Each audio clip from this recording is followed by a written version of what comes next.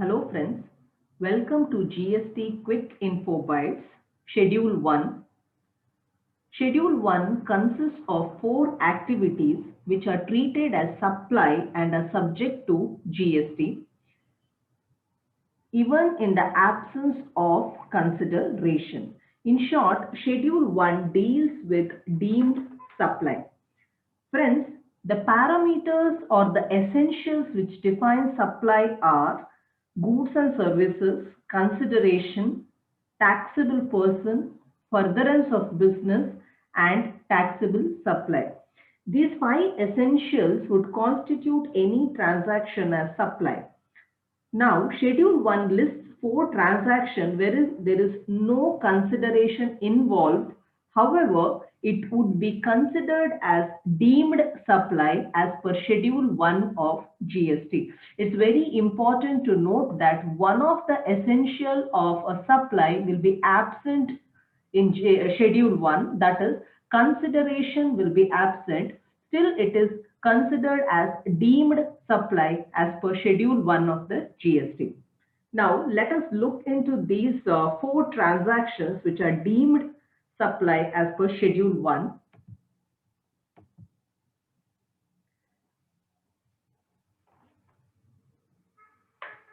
To start with, the first one is permanent transfer or disposal of business assets. Second one, supply to a related person or distinct person. Third one, supply of goods between principal and agents. Fourth one, import of services from related person or his other establishments outside India. Now let us try to understand each point in detail. To begin with, let us focus on the first point, that is permanent transfer or disposal of business asset.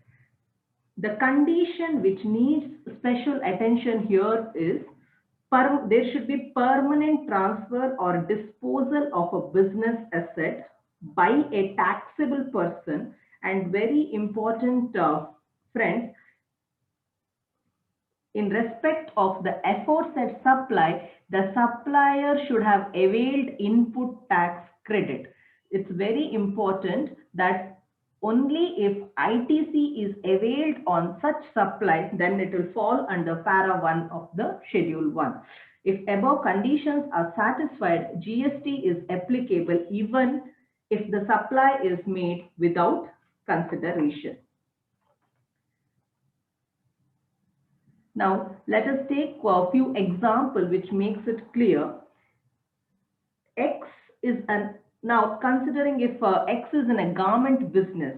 Now, if he gives 5 shirts to his friends as gift, of course, considering that he has already availed ITC on these shirts when he has purchased them, now in this transaction, there is no consideration involved in this transaction as it is in the nature of a gift to friends.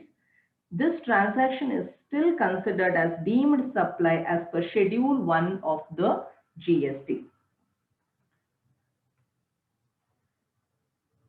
Let's take up a second example which makes it much clearer.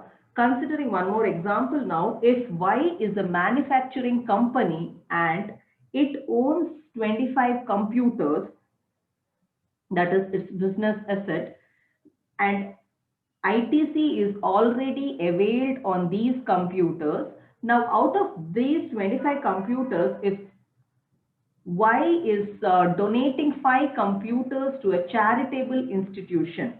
Now, this transaction satisfies all the 3 conditions. That is, there is a permanent transfer of a business asset.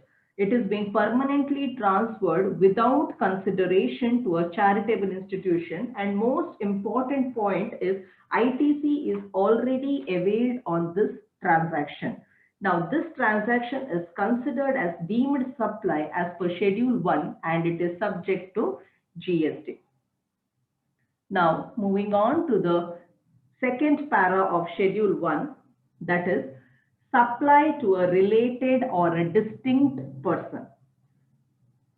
The main points to be considered or the main important conditions which need to be satisfied for any transaction to fall under the ambit of para 2 of schedule 1 will be there is a supply of goods or services and it is between related persons or between distinct persons and supply is made in the course or furtherance of business.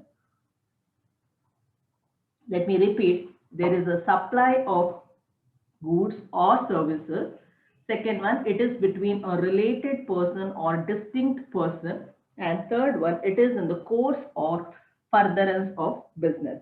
Very, very important one exception to this transaction is if there is a supply of goods or services by an employer to an employee without consideration, that is, if it is not covered under the employment contract, it would attract GST.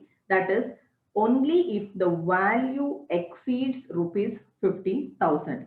Below 50,000, it is exempt for any gift between an employer and employee. This would be an important exception to the para 2. Now, in this transaction, it is very important to understand what is related person and what is distinct person. To moving on to the concept of related and distinct person, let us try to understand who are all are considered to be related person. Related person is a person. It will include a legal person also. It shall be deemed to be, a person will be deemed to be a related person if such a person are officers or directors of one another's business. Either it is an officer or director of one another's business. And second one, such persons are legally recognized partners in a business. Third category being such persons are employer-employee. And fourth one, any person directly or indirectly owns, controls or holds 25% or more of the shares of both of them. The fifth one will be one of them directly or indirectly controls the others, and otherwise both of them are directly or indirectly controlled by a third person. And seventh one is a member of a same family. Just to sum it up, it will be the officers or the directors, the legal partners of any business, employer, employee, or any person who directly or indirectly owns 25% or more of the voting power. And the fifth one of them controls the others. And sixth one, it is controlled by a third person. And last but not the least, it is the members of the same family. Now here, again, family as per GST would be spouse and children of a person, parents, grandparents, brothers, sisters of a person if they are wholly or mainly dependent on the said person. Now moving on to a distinct person. Who is a distinct person? A person who has obtained or required to obtain more than one registration in GST in the same state or in the different state shall, in respect of such registration, be treated as a distinct person.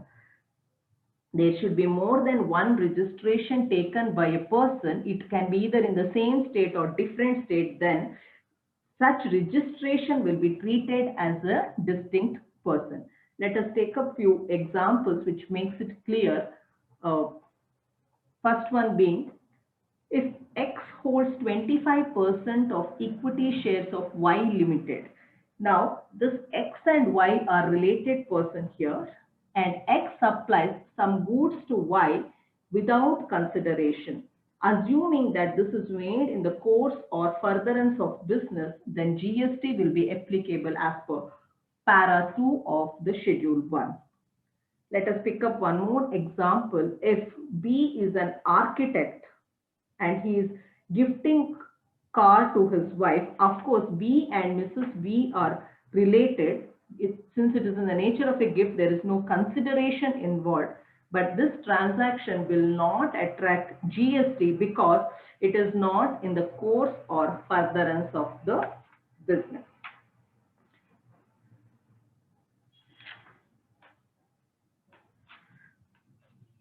Now let's move on to the para 3 of schedule 1 of GST, that is supply of goods between principal and agent.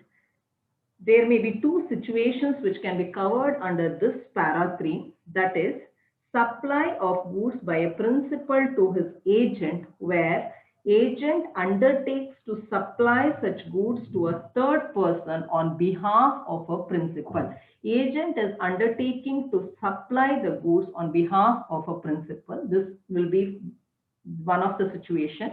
Moving on to the second one, there may be supply of goods by an agent to its principal, wherein agent undertakes to receive such goods from a third person on behalf of a principal. Now, any transaction between agent and principal will fall within the ambit of para 3. Now, it's very important. The important question arises as to how to identify the principal and agent relationship under GST. Well, the checkpoint or the key ingredient for determining the relationship of principal and agent under GST would be whether the invoice for further supply of goods on behalf of principal is being issued by the agent or not.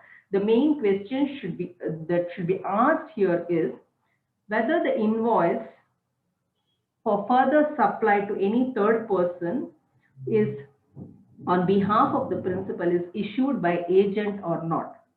If the answer to this question is yes, that is, if invoice for further supply is being issued by the agent in his name, then such supply of goods from the principal to agent will fall within the para 3 of the schedule 2.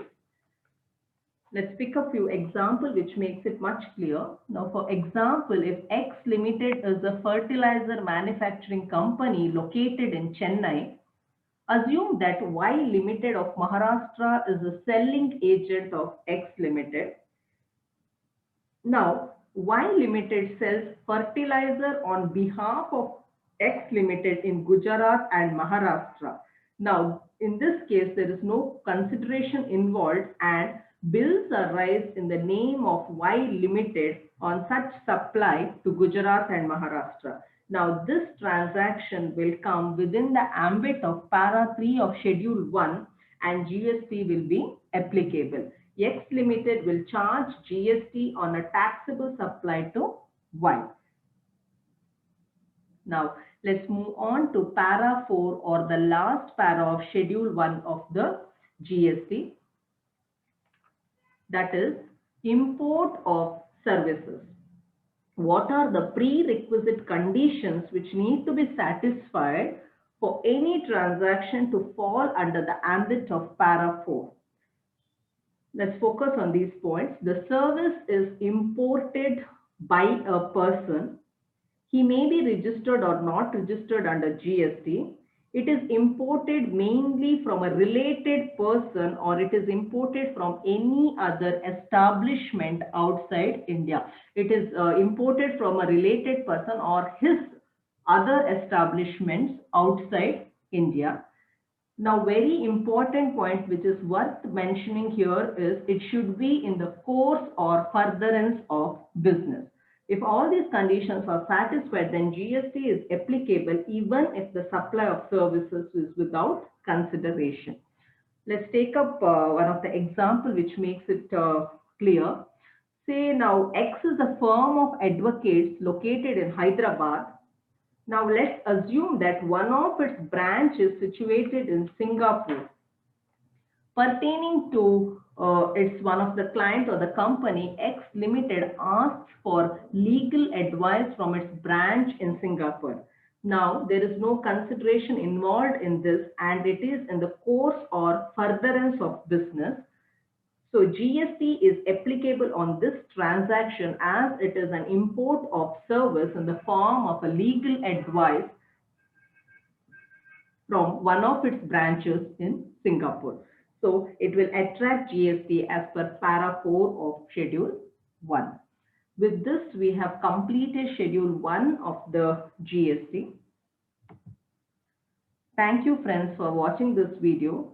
I kindly request you to subscribe to this channel. Thank you once again.